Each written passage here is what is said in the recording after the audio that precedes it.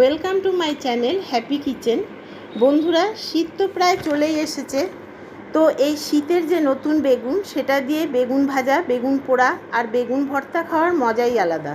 তাই আমি আপনাদের সামনে আজ বেগুনের ভর্তার রেসিপি নিয়ে চলে এসেছি।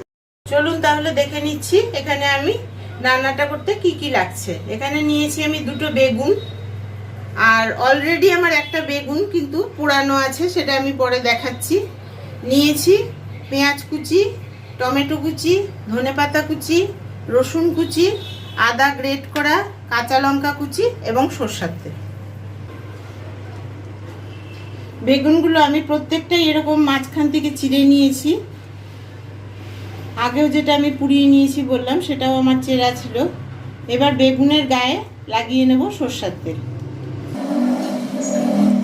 এই সরষের তেলটা লাগানোর কারণ হচ্ছে, যখন আমি বেগুনের খোসাটা পোড়ানোর পরে ছাড়াবো, সেটা কিন্তু খুব ইজিলিভাবে ছেড়ে যাবে। আমি এবার একটা একটা করে বেগুন পুড়িয়ে নেব। তো এই একটা বেগুন আমি এই যে রুটি যে সেঁকা হয়, সেই সেকনির মধ্যে আমি বেগুনটাকে গ্যাসের উপর বসিয়ে দিয়েছি। এক পিঠ আমার পোড়ানো হয়ে গেলে আর এক পিঠ উল্টে পুড়িয়ে নেব। বেগুন পোড়ানো হয়ে গেছে। এবার আমি এরকম হাত দিয়ে খোসাগুলোকে তুলে নেব। খোসাটা কিছুটা ছাড়ানোর পরে আমি জলের মধ্যে এরকম করে হাত চুবিয়ে নেব। আবার এইভাবে খোসা ছাড়াবো। আবার কিছুটা ছাড়ানো হয়ে গেলে আমি আবার এরকম করে জলের মধ্যে হাতটা চুবিয়ে নেব। তাহলে হাতের মধ্যে যে খোসাটা লেগে থাকবে, সেটা জলের সাথে চলে যাবে। এইভাবে আমি পুরো বেগুনগুলোকে ছাড়িয়ে নেব খোসা। আমি বলেছিলাম আগেই যে আমি তিনটে বেগুন এখানে পোড়াচ্ছি। তো একটা বেগুন আমার আগে পোড়ানো হয়ে গেছিলো। এবার এই সেকেন্ড বেগুনটা আমি এর সুন্দরভাবে খোসা ছাড়িয়ে নিয়েছি, দেখুন। এবার এটাকে আমি বোটার এখান থেকে এটাকে ছাড়িয়ে নেব। এটা ইচ্ছা করলে চাকু দিয়েও কেটে নেওয়া যায়, আমি হাত দিয়ে ছাড়িয়ে নিচ্ছি। আমার এই 3 নম্বর বেগুনটাও পোড়ানো হয়ে গেছে। এবার আমি একটা কাঁটা চামচের সাহায্যে এটা একটু থেতলে নেব।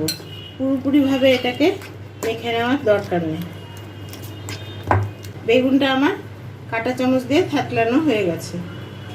গ্যাসের উপরে আমি কড়াই বসিয়ে নিয়েছি। এতে আমি অ্যাড করছি সরষের তেল।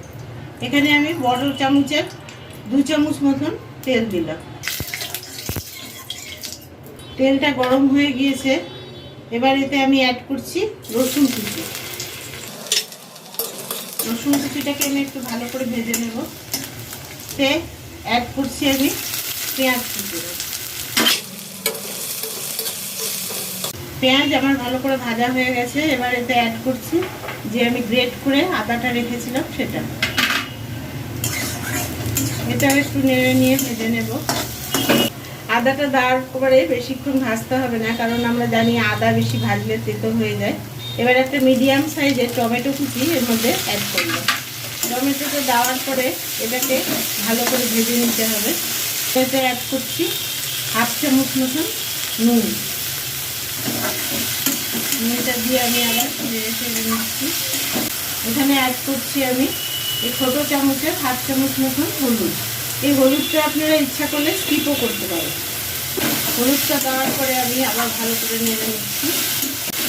যেহেতু নুন দিয়েছিলাম, সেই জন্য টমেটোগুলো মোটামুটি গলে এসেছে। একটু খুন্তি দিয়ে ভালো করে থেতো করে দিচ্ছি টমেটো। এবার একটা বড় লঙ্কা, কাঁচা লঙ্কা আমি কুচি করে নিয়েছিলাম, সেটা এর মধ্যে অ্যাড করলাম। আমি যে বেগুনগুলো থেতো করে রেখেছিলাম, সেটা অ্যাড করে দিলাম। দিয়ে সব মশলা, পেঁয়াজ, রসুন, আদা যা দিয়েছি টমেটো, তার সাথে ভালো করে এই বেগুনটাকে মিশিয়ে নেব। আমি আধা মতন থেতো করে নিয়েছিলাম বেগুনটা ছাড়ানোর পরে। এবার আমি খুন্তি দিয়ে এটাকে ভালো করে থেতো করে নেব এবং ভাজা ভাজা করে নেব। আমি আগে একটু নুন দিয়েছিলাম, এবার আমি বাদবাকি নুনটা অ্যাড করছি। নুনটা যার যার টেস্ট অনুসারে দেবেন।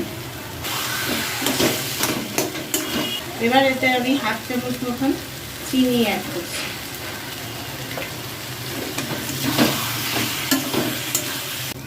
এই রান্নাটা কিন্তু আমি একদম গ্যাসের ফ্লেমটাকে বাড়িয়ে দিয়ে রেখেছি, এবং এরকম মাঝে মধ্যে লেগে যাবে, কিন্তু আবার নাড়িয়ে দিয়ে তলটা ভালো করে আবার এটাকে ভাজতে হবে, একটু কিছু সময় ধরে কিন্তু এটাকে ভেজে নিতে হবে। যে বেগুনের যে একটা জলো ভাব ছিল সেটা কিন্তু একদম শুকিয়ে গেছে। এবার আমি গ্যাসের ফ্লেমটাকে অফ করে দিচ্ছি।